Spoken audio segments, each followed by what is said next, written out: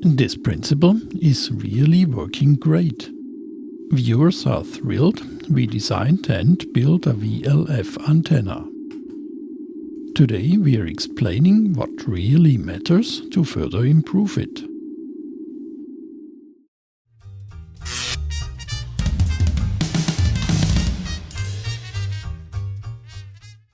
Reception on my SDR is really impressive. Signal strength and SNR of the one-turn loop are top-notch. This principle takes advantage of the fact that its impedance is low at low frequencies, allowing us to transform its signal voltage to a higher level. Searching for the perfect design, we're taking a closer look at the antenna's frequency response. Thick conductors are reducing loss, but how far should you go in practice? Can we improve the loop's performance further using multiple turns? How do you optimize the balloon's ratio for a specific frequency range? We will show you how to do it right in a minute. Before that, I'd like to draw your attention to great special offers in September. Amazing! Purple solder mask for PCBs is free. And there are great discounts for interesting 3D printing products. Check out their website and take the easy way with PCBWay. To design VLF loops, we use the equivalent circuit for electrically small loops plus an ideal transformer. While an ideal one transforms all frequencies equally, a real transformer is only working within its rated frequency range. In practice, there are limitations caused by parasitic inductances and capacitances. Actually, there would be a second inductance on the other side of the transformer, as well as loss resistances. And strictly speaking, they are all frequency dependent due to the skin effect and properties of the ferrite core. But we don't want to overdo it and will try to keep it simple. The new equivalent circuit is describing the effects we need to consider.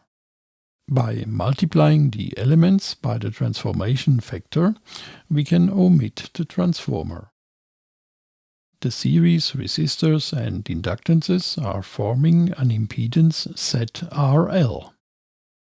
ZRLC results from the parallel inductance, capacitance and input resistance. The two impedances are forming a voltage divider from which we are calculating the received voltage. Unfortunately, these are complex numbers with real and imaginary parts, making our calculation a bit complicated. I'm replacing this term with the % symbol to make my life a bit easier. Then we have the equation for the received voltage as a function of the elements.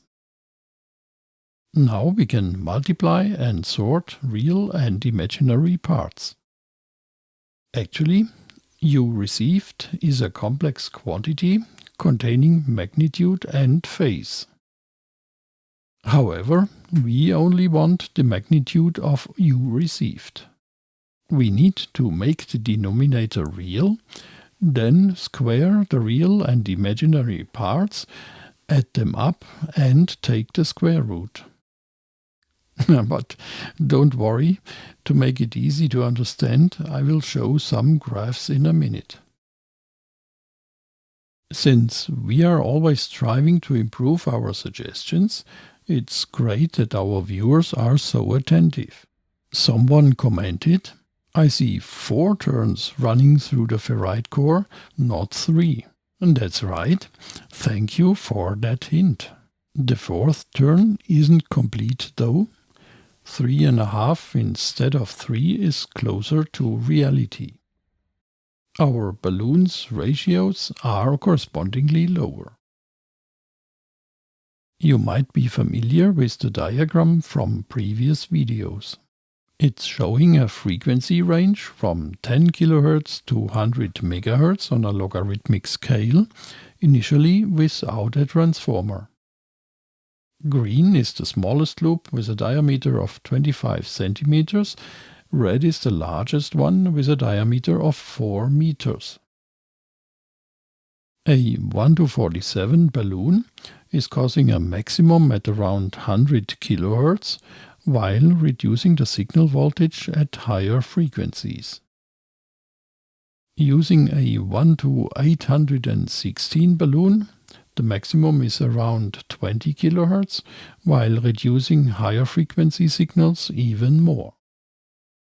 Converting the results to received power in dBm, we can estimate corresponding signal strengths on a 50 ohm receiver. The antenna signal is increasing up to the balloon's resonance frequency. Above it is dropping. The transformation ratio is practically defining its center frequency. By the way, we actually saw this band narrowing effect during our tests, and it's the reason why we are receiving clean VLF signals within a noisy environment. In order to better assess the performance of our LF-VLF antennas, I'm now going to a linear frequency axis showing 0 to 500 kHz. In the range of 100 kHz, we are gaining 10 to 15 dB with the 1-47 ratio. 1-816 is increasing the signal by more than 30 dB at around 10 kHz. Actually corresponding to what we saw in reality. To avoid signal loss, its ohmic resistance must be much lower than the antenna's impedance. For the VLF loop, I'm recommending to keep it below 0.1 ohm. You can easily achieve this with a 1.5 mm copper wire on 6.28 meters circumference. To give you an idea of the impact of higher loss, I simulated assuming thin wire. As long as the loop is loaded with 50 ohms, its performance doesn't change much. However, for the VLF antenna, you would lose the low frequencies it's actually dimensioned for. How's about a thicker cable, say a tenth of the loss? Could it improve the antenna? Apparently not. Its performance practically remains the same above 10 kHz. However, if you want to squeeze out another 3 dB of signal gain, you can reduce about 40% of the loop's inductance by using white sheet metal or braided wire conductor. I linked a great video of Paul's 9x9 foot antenna below, which is optimal in this respect. Just for orientation, it's coming close to the red category in our graphs. The loop's signal is increasing proportionally to its area, a good reason to make it large. 2 meters diameter seems a good compromise for indoor use, so we dimensioned the balloons accordingly.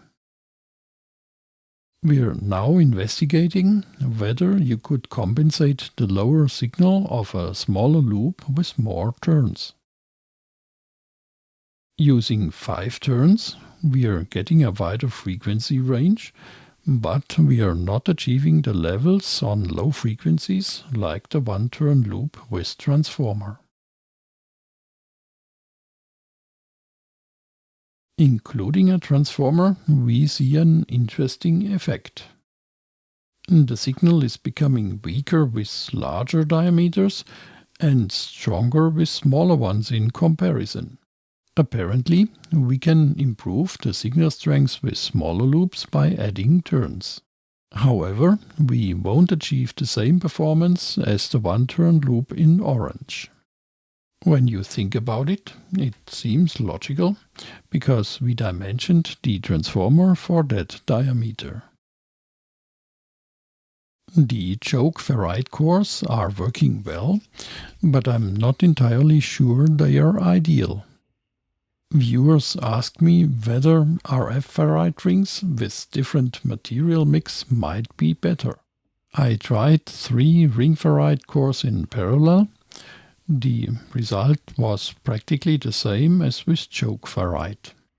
Anyway, I will continue to think about whether I can simplify the balloons somehow.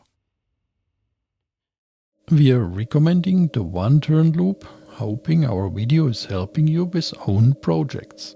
I keep saying this because I really appreciate this advantage.